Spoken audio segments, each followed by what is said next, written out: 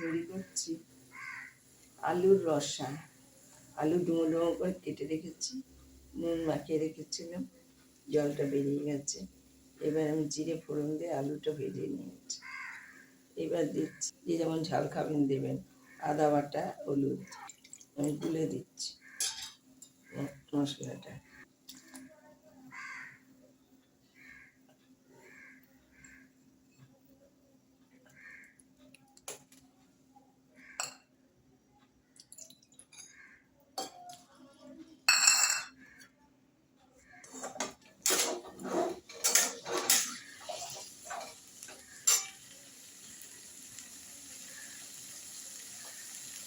লবণ দিয়ে দিলাম,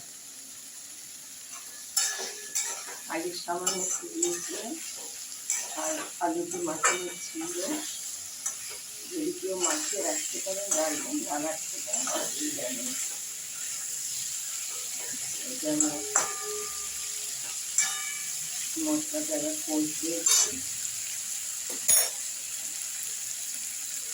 আর এখানে আমার কাঁচা জিরেটা যত না খাই, ভাজা জিরেটা খাই, শুকনো খোলা ভেজে। ভাজা জিরে, গরম মশলা, লবঙ্গ, এলাচ, দারচিনি প্লাস সামরিচ দিয়েছি, প্লাস জায়ফল দিয়েছি একটু সামান্য সামান্য, আর জয়িত্রী দিয়েছি, দিয়ে আমি দেখেছি মশলাটা আমার কোথায় গেছে। এবার একটু নুন দিয়ে দেবো।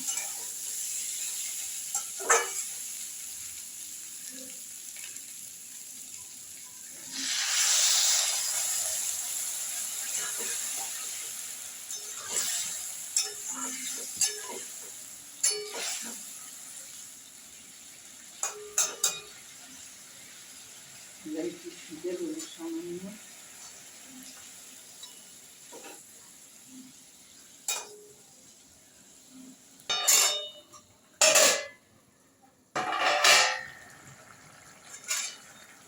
আলুটা গলে গেছে, সেই জন্য আমি আর বেশি ফোটাবো না। মশলা দিয়ে মশলাটা দিয়ে নামিয়ে দেবো।